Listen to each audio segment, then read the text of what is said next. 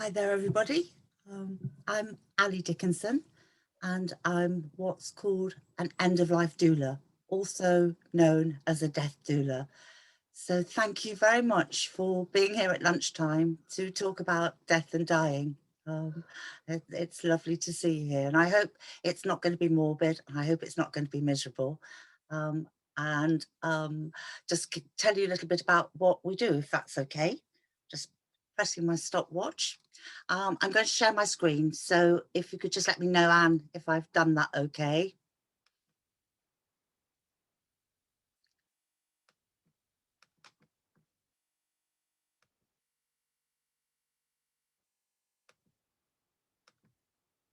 Is that okay? Thank you. Right, so I've started off with a quote from Dame Cicely Saunders, who was the founder of the hospice movement, a very feisty lady.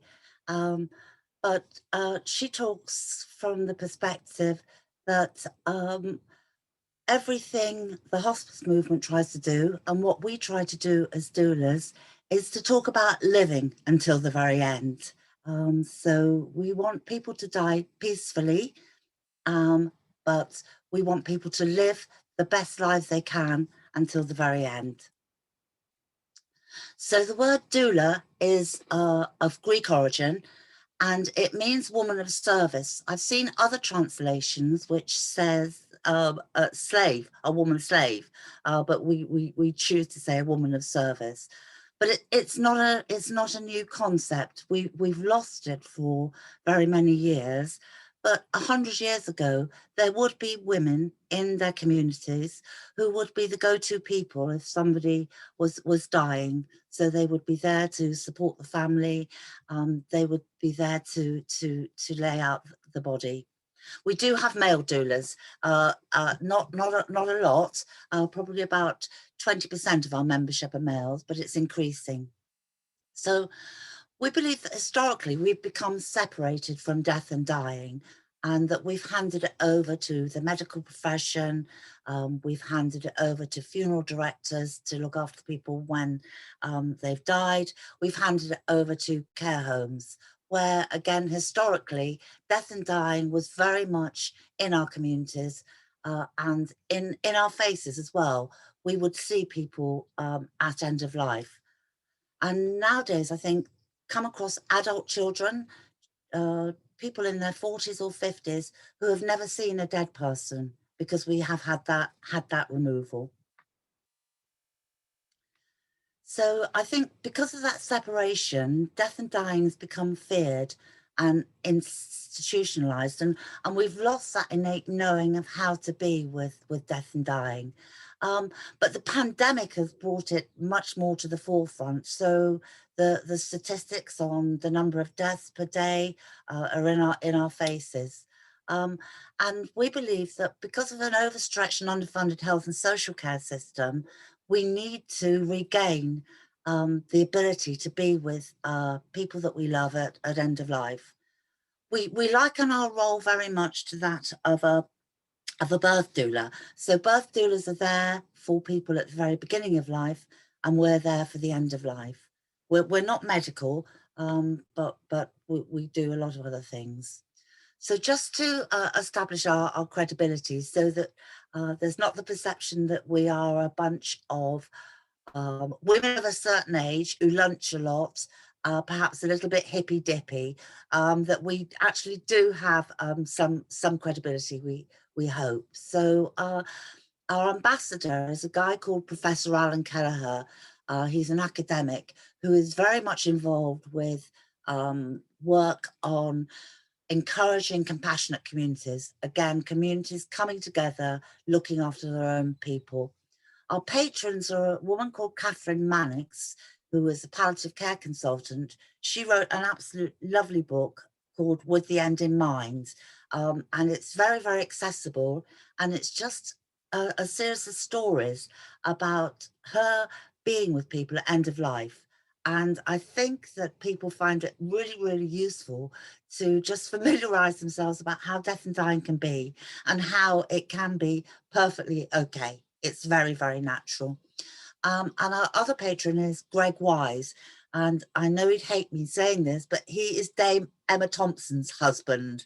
I know he doesn't want to be referred to as an appendage in that way. But he wrote a book called Not That Kind of Love, because he looked after his sister when she was dying and was deeply affected by that. So those are our two patrons. So to become an end-of-life doula, we go through a training program, and that's 21 days face-to-face training. It takes about 18 months to 2 years to get through everything. So on top of the face-to-face training, we do volunteer work in hospices and care homes. We also do a lot of reflective practice. And then once we've been through the training, there's End of Life Doula UK, of which I'm a secretary and a director, who is the membership body, who hold doulas as they go into practice. Just to say that our training is externally quality assured, and every one of our doulas are DBS checked. We have a code of practice. Every one of us are insured, and every one of us is mentored. So we're held safely so that we keep the people that we're supporting safe too. So what we do is that we work in a variety of environments. Quite often it would be a person's home, but we also work in hospices, care homes and hospitals too. We will collaborate with other mainstream professionals to provide end-of-life care and support, so that the experience is as best as it can be.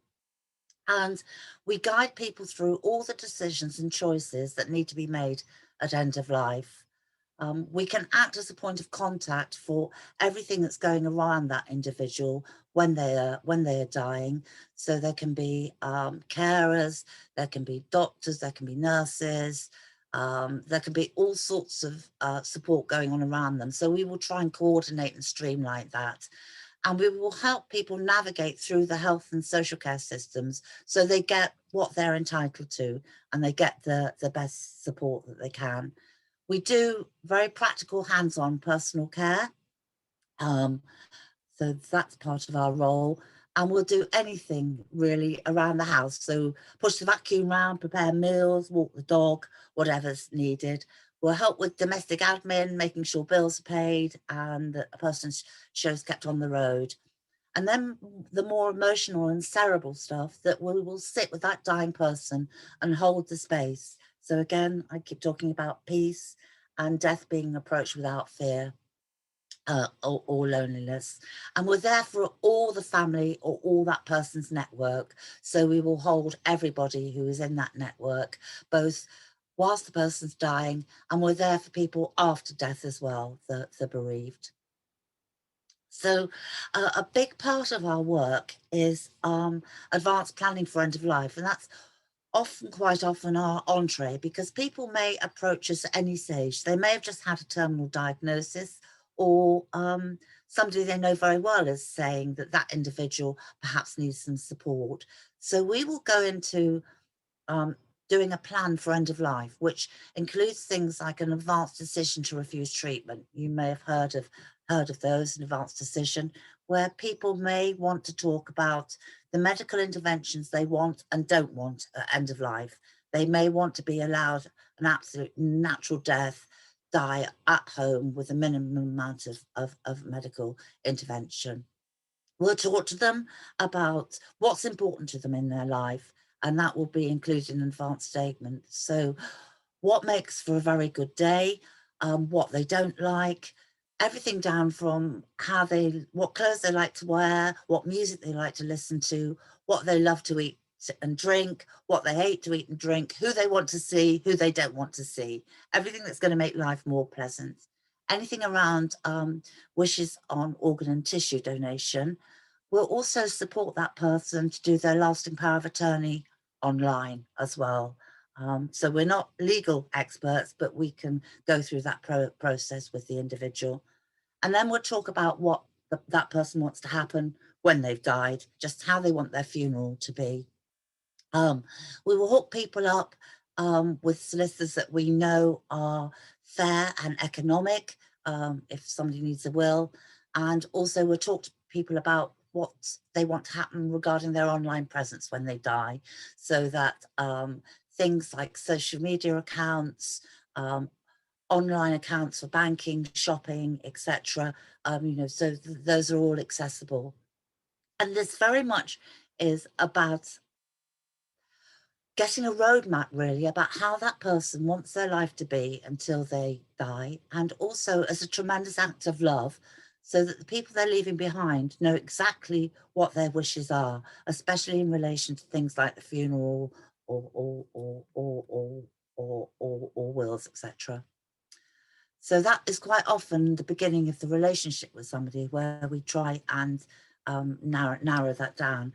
And it's really interesting that we find that people seem more comfortable initially talking about what's going to happen after they die, rather than the dying process itself, which I sort of understand. So that people are very happy talking about what they want for their funeral, whether they want a wicker coffin or what sort of music they want and who they want there. And then we will work back from that to talk about how they want their living to be until the end. So during the pandemic, we have been supporting people in their homes face to face, but we also realised that we needed to provide a free volunteer support online service, so that people can reach out to us by telephone. And those people may have had a terminal diagnosis on the telephone from a consultant, and they're left holding that. It's just been a telephone conversation, or they've been told there's no more treatment available. It may be somebody who's really concerned about the care and support of another person because they're frail or elderly or living with dementia. Quite often we've had calls from adult children who are looking after dying mum or dad at home, and just talking them through what that dying may be like and what they can do. People who have just got death anxiety, or who may be experiencing anticipatory grief, so that they know that somebody that they love is going to die, and just preparing for that. So we have been very busy during the pandemic, busier than normal. And what we're finding is that people do not want a 9 to 5 support service. They want 24/7 support service, because it's those darkest hours, at 1 o'clock in the morning or 4 o'clock in the morning, when somebody wants to reach out. So we've done our best to have somebody on the end of the telephone to talk to at any time of the day or night. I just wanted to give you a bit of a story of somebody that I supported, just to give you a flavour of what was involved. So just want to talk about Arthur, who Arthur was in his 90s. He had been married for 70 years, and he had two adult children. And he'd been hospitalized, and when he was hospitalized, he had been told that he had not got very much longer to live. So that was quite a shock. He had a brain tumor, so he only probably had a maximum of a couple of months to live. And it was Christmas Eve, and he was desperate to get out of hospital and get home for Christmas, knowing that he hadn't got much longer. But unfortunately, because it was Christmas Eve, health and social care services were shutting down, and it was very hard to get a support package in place for Arthur to be at home with his wife and with his adult children. His wife had some disability, so she wasn't able to do a lot of care for him. And so we received a telephone call Christmas Eve, and just said the hospital would discharge Arthur if somebody can be at home with him. And so we just thought for a minute, okay, we can be there. We can be there.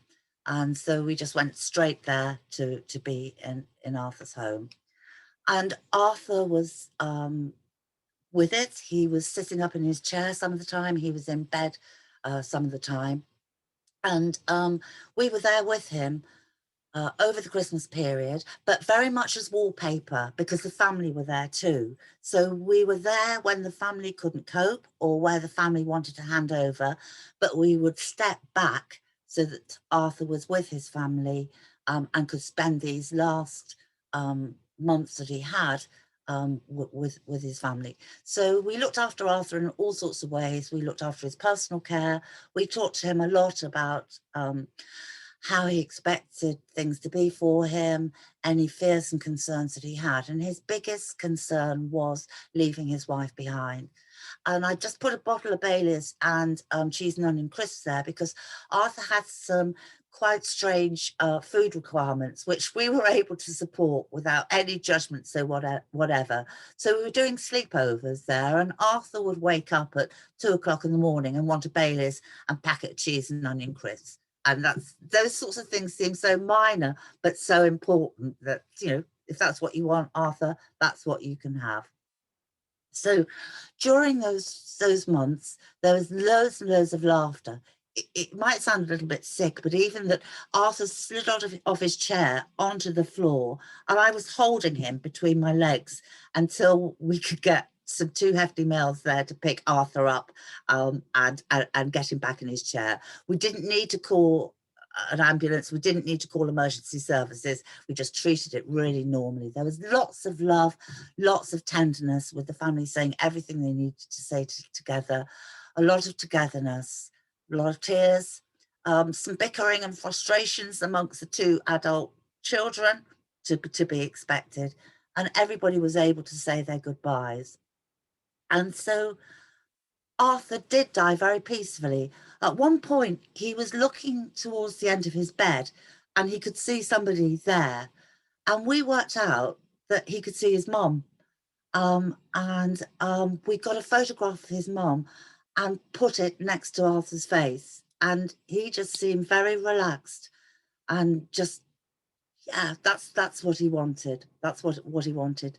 So again, the stepping back thing, that Arthur was in his final hours and his daughter and his wife were at Arthur's side. I stepped back, I was in the kitchen, and they were with him at the very end. Arthur talked about the funeral he wanted, that all happened exactly as he'd specified. It was a lovely, lovely occasion. So I just wanted to give you a bit of a flavour of what we did with that family. So just to go fairly quickly, there's about 200 of us across the UK. We don't have a timeline when we go in and support a person. It's basically when they reach out, we're there for them. So it's not like you've got to be last week's or last month's. You know, it could be we've been with people for two years. There is a cost associated. So some of us can afford to work on a voluntary basis, others not so much because they've got a home and a family to support.